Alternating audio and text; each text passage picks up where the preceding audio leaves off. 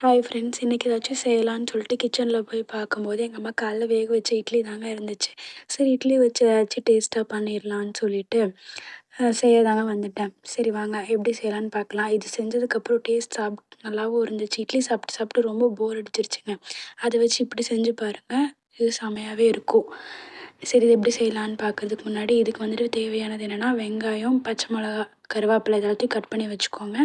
அதுக்கப்புறம் இட்லியை வந்துட்டு குட்டி குட்டியாக கட் பண்ணி வச்சுக்கோங்க. அதுக்கப்புறம் வடச்சட்டியில் தேவையான அளவுக்கு எண்ணெய், கடுகு, கடலப்பருப்பு, உளுந்து எல்லாம் போட்டு தாளிச்சிட்டு, அதுக்கப்புறம் நீங்கள் வெட்டி வச்சுருந்த வெங்காயம், பச்சை மிளகா, கருவேப்பிலை எல்லாத்தையும் போட்டு நல்லா வதக்கி எடுத்துக்கோங்க.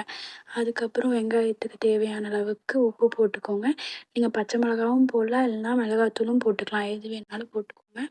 அதுக்கப்புறம் மிளகாத்தூள், மஞ்சத்தூள் கொஞ்சம், அப்புறம் சில்லி பவுட்ரு கொஞ்சம் போட்டுட்டு, இட்லி போட்டு நல்லா பெரட்டி எடுத்துக்கோங்க. இது கூட அப்படியே கொஞ்சம் டொமேட்டோ சாஸு, சில்லி சாஸும், அப்புறம் சோயா சாஸ் கொஞ்சம் ஊற்றி நல்லா பெரட்டி சாப்பிட்டு பாருங்கள். இது கூட உங்களுக்கு வேணும் அப்படின்னா, இட்லி பொடி கூட நீங்கள் போட்டுக்கலாம். நான் இதில் இட்லி பொடி போட்டிருக்கேன். நீங்கள் கொஞ்சமாக ஃப்ளேவருக்காக ஒரு இட்லி பொடி போட்டுட்டு, நீங்கள் அதை நல்லா ஒரு கிளறிட்டு கொத்தமல்லி தூவி இறக்குனீங்கன்னா செம்மையாக இருக்குங்க. இது இட்லி பொடி பொடி மாஸ் ரெடிங்க. இது நீங்கள் பொடிச்சு கூட போடலாம். இல்லை இப்படி க்யூப் க்யூபாக போட்டிங்கன்னா சாப்பிட்றதுக்கும் நல்லாயிருக்குங்க. இதை ட்ரை பண்ணி பார்த்துட்டு எப்படி இருந்துச்சுன்னு சொல்லுங்கள். Bye by.